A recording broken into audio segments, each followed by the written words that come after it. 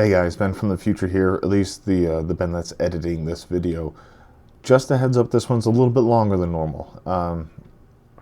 This is kind of a what to expect when you're expecting kind of video, and I had a lot to say about most of these things, so I went on for a little bit. Not going to cut out too much of what I said, even if I go a little bit long-winded, because it is what it is, and I hope you get a little bit of benefit out of it. I'm going to try to timestamp things so that if there's something you're looking to get, then you can jump to that spot. Forgive me if I'm not great with it, because this is my first time really trying to get the timestamps right.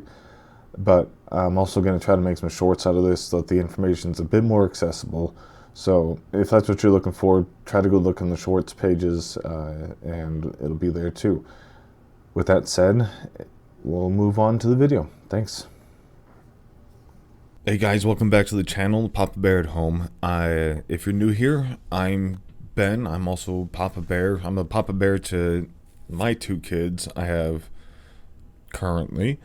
And as a dad of those two kids, if you're not new here, you'll know by now, we're about to have a third. So, being a new dad twice and coming up on a third time of being a dad, I thought, why not make a video about what it's actually like going through the whole pregnancy and birth and having a newborn process.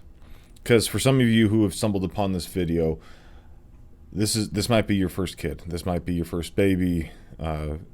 Others, maybe you already have a kid, but you know, some new ideas never hurt. So that's what I want to talk about today.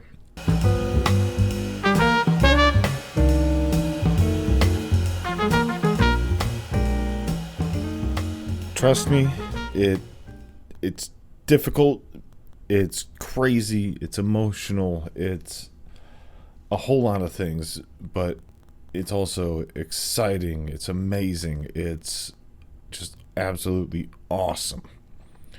So let's get into having a baby. Okay. So first, if you haven't heard it from anybody else, let's let you hear it from me. Congratulations on your new baby. You're gonna do great. Okay. You're gonna be a dad soon. Super. But before you go pop that champagne and start celebrating, there's a few things that you need to know to prepare for that amazing journey. The first thing you need to know is, how do you support your partner? Pregnancy is not easy. I'm sure by now you've noticed that, or you've at least picked up that your partner, your wife, whomever, is not is not having a great time, especially in that first trimester. You're going to need to be there, and you're going to need to show her all your love. You're going to have to show her that you care, that you're understanding, you're empathetic with her, more than ever. Be there for her emotionally and physically, if that's her way that she prefers to have affection. You might have a lady in your life that is not a big toucher or cuddler or whatever, and respect that. Whatever works for you guys. However she best likes to receive her love, that's what you need to really start to ramp up. Listen to her feelings and concerns. There will be many feelings, there will be many concerns, there will be many swings. Listen to them. Validate them. Help her with the chores and the errands. Pamper her with massages and treats. Again, if that's her thing. If you're able to, at all,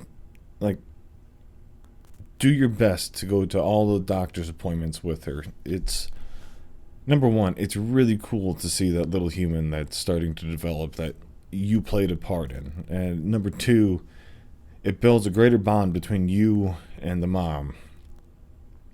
Because, that's something you created up there on the screen together. This wasn't like a one-man rodeo. You guys made that thing, and it is so cool to see that thing up on the screen. If you guys go through prenatal classes, go to the prenatal classes.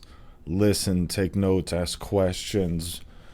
Uh, maybe your lady has questions too that she's a little bit too nervous or embarrassed to ask about. Be that voice, be the one that asks the embarrassing questions. Do what you can. You'll end up learning a lot about what's going on with the baby and what's going on with your partner in their body and what to expect coming forward in the pregnancy as it goes forward. So I know what you're thinking. How can I support her when I don't know what she's going through? How can I relate to her when I don't have a baby growing inside me? I can't physically do it. How can I help her when I don't have any other experience with pregnancy? Well, let me tell you something. Just between us, you, me, and the trees, you don't have to be an expert to be a good partner. You just have to be present and attentive. All you got to do is listen. So here's a few examples just to kind of set the scene, if you will. When she tells you she's feeling nauseous or tired or moody, don't dismiss it or make fun of it. And I know you might find it to be like a funny trope from a sitcom. Oh, you're pregnant and you don't feel good. It's present for a reason, because she doesn't feel good. Instead, empathize with her, like I mentioned. Offer her to do something that might make her feel better. Get her some tea if she's a tea person, or crackers for the nausea. Give her a pillow and a blanket for comfort. Give her a hug. Tell her you love her.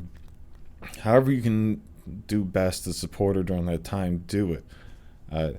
If she wants to take like a warm bath, the consensus on baths seems to be don't take long baths. But if she can get in for a few minutes and just relax for a little bit and not soak in an overly hot bath, which I understand a lot of women like molten hot water, a warm bath for a little bit with some essential oils or like a bath bomb, anything like that, will just do an immense amount of good for her, just her general well-being. Another thing, when she asks you to do something for her, don't complain. Don't procrastinate, within reason. I understand sometimes things have to wait, and you might have to make that clear that you can't get to it right away. But, be logical with it. Come up with a compassionate way to say, hey, I can't get to that right now. Instead, do it as soon as you can, and if at all possible, do it with a smile. Make them feel better about it. If she asks you to run to the store to get ice cream and pickles, which I thought was, again, a comedy trope until our first pregnancy, when she legitimately wanted vanilla ice cream and dill pickles. Loved it. Whatever she's craving. Don't just roll your eyes and sigh. Grab the keys and go, and don't forget to get something for yourself too. You can get rewarded for going out on those errands. That was one of my favorite things about running out on those errands, is I got me a little treat too. Another thing, when she wants to talk to you about the baby or the pregnancy or anything else, don't just zone out. Really work on being a good active listener. Ask questions. Repeat things back to her to kind of check for understanding. Let her know that she's being heard, and not just the general yeah, that's nice. Ask her things like, how does that feel? If the baby's starting to move around, be like, can I feel it too? Or what do you think they're doing in there? Just ask questions. Be cheery. Share your thoughts and feelings too. She wants to know what you think and feel about the baby, not just what she's going through. Because again, you guys are a team. even going into this third pregnancy that that we're almost at the end of now, I'm still getting the questions from her like, "Are you excited? What makes you nervous?" And the first couple of pregnancies, I probably would have bounced that off, but this last year, I've really hit this stride of being on my own personal growth journey, my own mental journey to kind of open up and understand myself better and also allow other people to understand me better. So I've actually started asking a lot more questions, and because unfortunately, my new work schedule doesn't allow me to get to all of the doctor's appointments like the first two pregnancies did. So I have to ask more questions about how that went, what they talked about, how everything's measuring. Because I've gone to those first two the doctors for the first two pregnancies, I know what they talk about during each of those appointments, so I'm able to ask questions that are like appropriate to this stage in the pregnancy. And if you don't, this is your first, or you don't know what's going on in those doctor's offices or those doctor's appointments, you can look it up.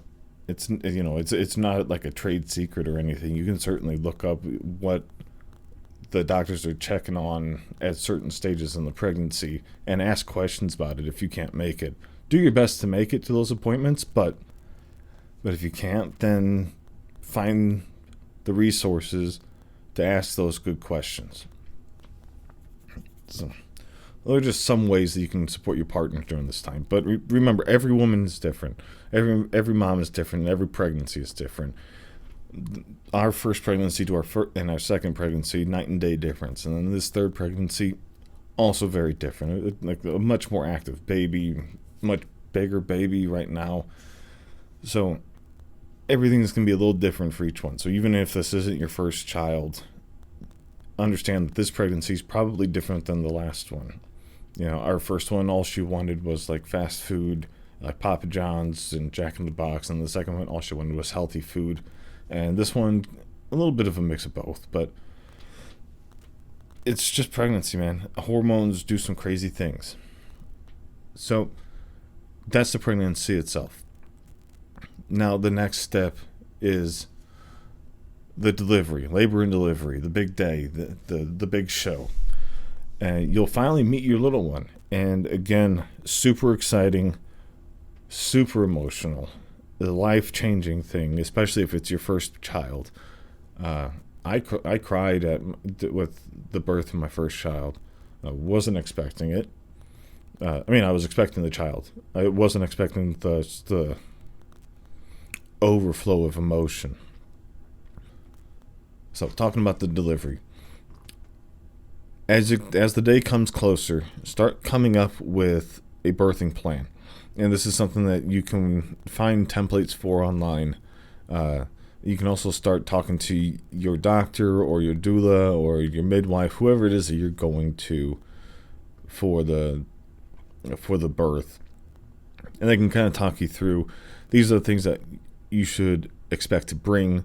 These are like things that I would deem requirements, and then these are things that would be deemed nice to haves, and then there's other things that are just straight no-goes. So,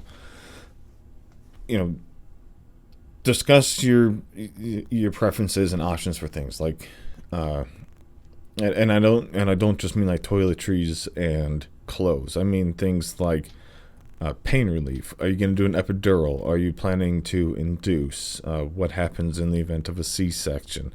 Things like that. That all also goes into your birthing plan. Are you going to be the one who cuts the cord? Do you want to do skin-to-skin contact right away, or do you want them to wash your baby beforehand? By the way, your child may come out looking all grimy and bloody and whatnot, but it doesn't matter in that moment. You'll feel just you want that baby in your arms. It's cool. Along with that birthing plan with the medication and stuff, again, start packing a hospital bag, like a go bag, we call it. Pack it with all the essentials that you need. Like this is when you'll pack like the toiletries, some clothes, snacks, phone chargers if you have extras, uh, and your car seat. Make sure you've got your car seat beforehand. Um, they won't let you take the baby out of the hospital and bring it home unless you have that car seat. So make sure that you have it. I know you're thinking again, how can I get ready for something that I don't have any control over? How can I plan for something that can change at any moment? How do I prepare for something I've never done before for the first time dads? Even the third time dads. Like, let me tell you something. You don't.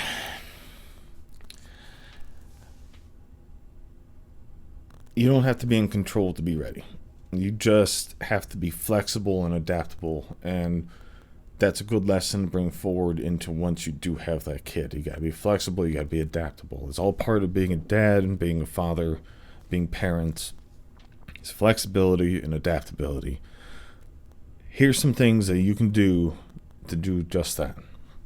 So, when things go according to plan, so you get to the hospital right when you want them to. You get into the birthing room and you guys get into whatever position and get the baby moving out as everything's planned. Perfect. Don't take that for granted.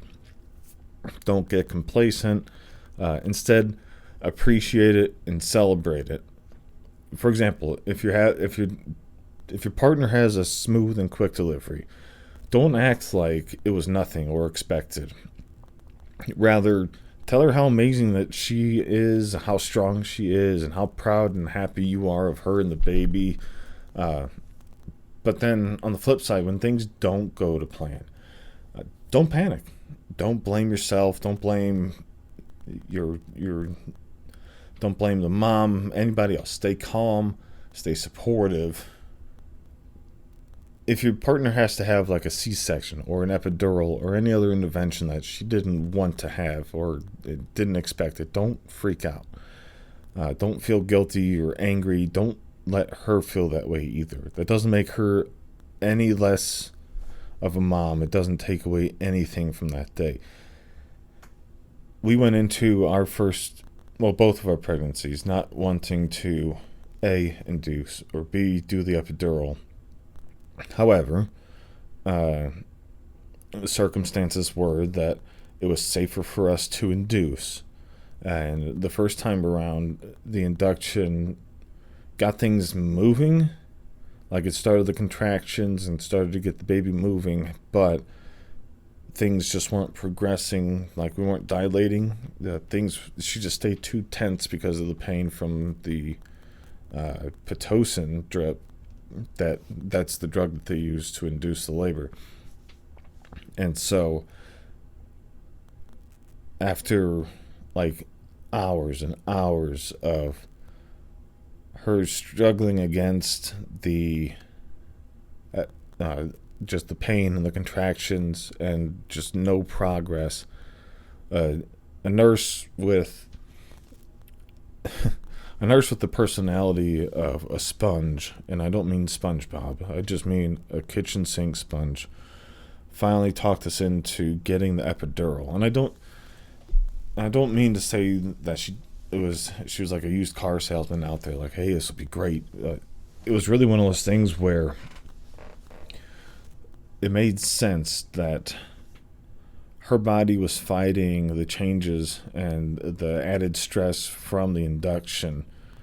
And if we were to get the epidural, because we were still in a place that we were able to, there was a good chance that her body would relax enough for the dilation to proceed, which is ultimately what happened. And so we listened to reason and we adapted and we changed our plans and everything worked out great. Now we still had almost a 10-pound baby, and that's another part of the reason why it was a difficult process. But Uh, uh, we listen to reason, and your birthing staff are there to give you good advice. So if they're bringing up other options, have that conversation with them. Start asking questions and be like, why are you recommending this? What are the benefits? What are some of the side effects? What are the risks involved in it? You know your options. You can research all this beforehand if you really want to, but having the doctor in the room to kind of explain things to you is a little bit nicer than just reading up on WebMD or Google about what's happening. So, in the event that has to happen for you, when things go wrong or get complicated, don't lose hope or don't give up. Instead, just trust the staff, trust the professionals, follow their instructions. If your partner or the baby has any complications or risks that require extra care or monitoring or treatment, if your partner or the baby has any complications or risks that require extra care or monitoring or treatment, don't freak out. Don't shut it away. Instead, believe in the expertise and the experience of what that staff is there, and work with them and let them help you. They're all there to help you. So that's the biggest thing. Just, it's a stressful period for you and the partner, but this is what those professionals do day in and day out. They're there to help. Don't be afraid to ask for advice. It's okay.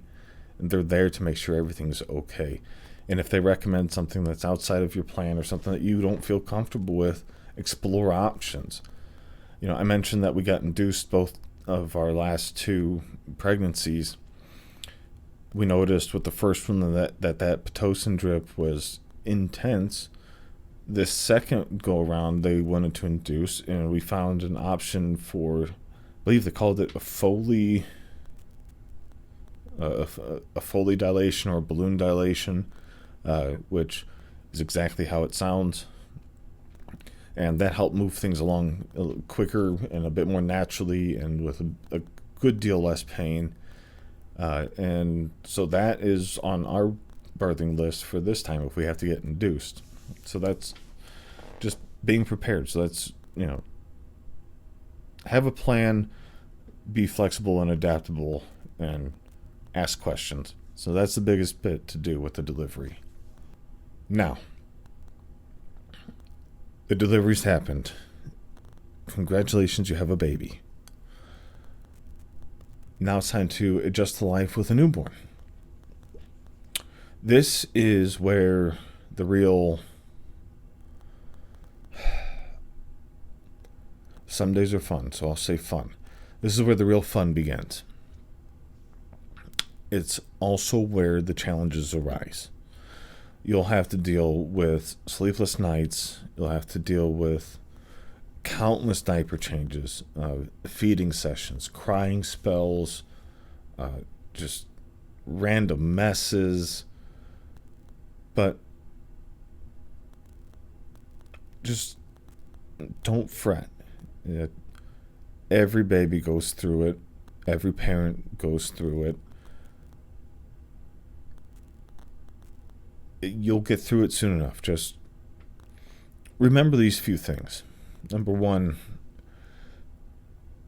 help your partner with feeding, with either breastfeeding or bottle feeding. Obviously, you can't do the breastfeeding, but you can bring the baby to them for the breastfeeding. You can get them to a comfortable place. You can get them a blanket, some privacy, whatever. If you're to the point where you are bottle feeding, because like for us, while my wife did breastfeed, she also pumped and got milk, and then when that ran out, we did formula. So I was able to also help with the feeding. It helps to trade off so that you guys can each get a little bit of extra rest in that period.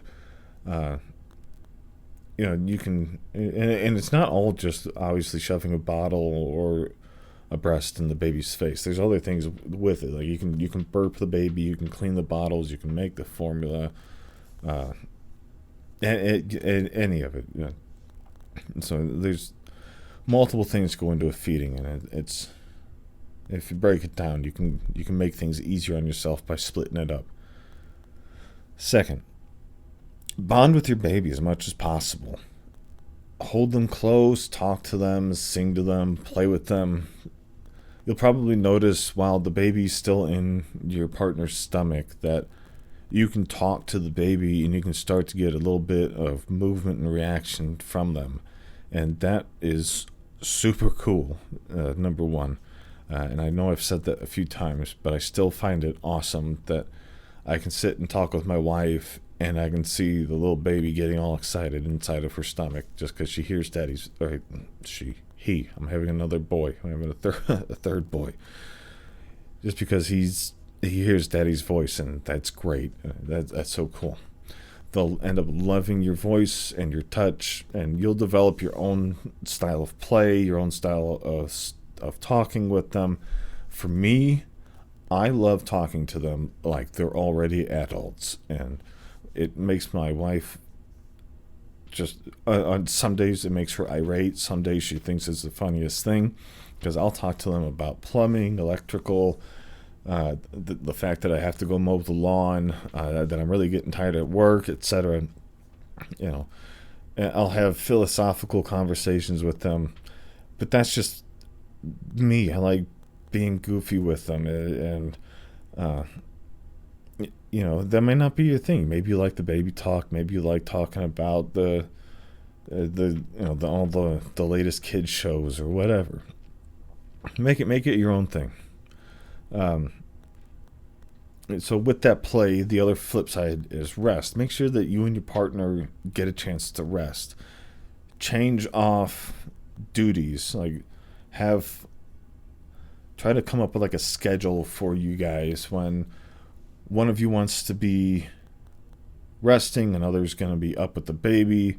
If you guys both happen to be up, maybe split the things that you're doing because there's going to be chores to do. Just make it work. You guys both need some time to relax and recover from that exhaustion. You also need some time together, and you also need some time alone. And I really can't stress the importance of both you and your partner time and then your own solo time. Because you can't forget to take care of you and your partner's relationship, but you can't forget to take care of yourself. So make sure that you get that in. Ask for help when you need it. There are countless resources that you can go to for help with the baby, for advice with the baby, be it family members, friends, role models, anyone or anything that you might look up to, or anything that makes sense to you. Ask questions, ask for help, and don't feel ashamed. No question is stupid when it comes to your kid. You'll eventually learn a lot of tips and tricks than what works for you and your partner. So as your friends start having kids, you kind of become a de facto source of information. That's what happened with us. And that's kind of why I wanted to make a video like this. Ask questions. Be vulnerable, and that'll also kind of develop your relationship with that person or that resource or whoever. And then finally, enjoy every moment with your baby. They grow up fast, especially when they're the itty bitties. So just cherish every little smile, every coo, every cuddle. Take note of what calms them down when they're throwing fits. Also understand that might change. So just cherish that time with them. So I know you're thinking, again, last time, I promise, how can I adjust to something that changes every day? Valid. Okay, how can I cope with something that is so demanding and exhausting? Also valid. How can I enjoy something that's so stressful and overwhelming? Again, perfectly reasonable to be thinking about it. Let me tell you again, you don't have to be perfect to be a good dad. You don't have to be perfection. Your kids don't know what perfect is. But all you need to do is show up. All you need to do is put in that little bit of effort. When you make a mistake or mess something up with the baby, don't beat yourself up for it. Don't feel ashamed. Instead, learn from it. Laugh it off. Um, for example, here's a little extra freebie bit of advice for those of you that are going to be boy dads. Uh, you may hear the phrase the PPTP. Uh, as you're changing the diaper, have the next diaper ready to place over their genitals because they do become a little cherub fountain. And I would also be ready for an explosion out the back door. There's not a whole lot that you can do to prevent that one. But at least with the PPTP, you might avoid getting, peed on, pee into your mouth, etc. And even if that happens, it's gross, but laugh about it because it's funny. Yeah, it is what it is. You're going to do silly things that you might beat yourself up for no good reason, such as like putting a diaper on backwards, or you forgot to wipe the baby's face off, or you dropped their pacifier on the floor. These things don't make you a bad dad. Even if you just pick it up, wipe it off on your shirt, and shove it back in their mouth, trust me, they'll be okay. If anything, their immune system could probably use the boost of whatever that you just shoved back into their mouth. Laugh about it. Admit your mistakes. Make jokes. Play with your partner. It's fine. When you're feeling overwhelmed or frustrated or tired with the baby, don't bottle it up or don't lash out. Instead, ask for help. Learn to use your words. Maybe start like a journal, or uh, grab your phone and start recording a conversation with yourself, whatever. Just start talking it out.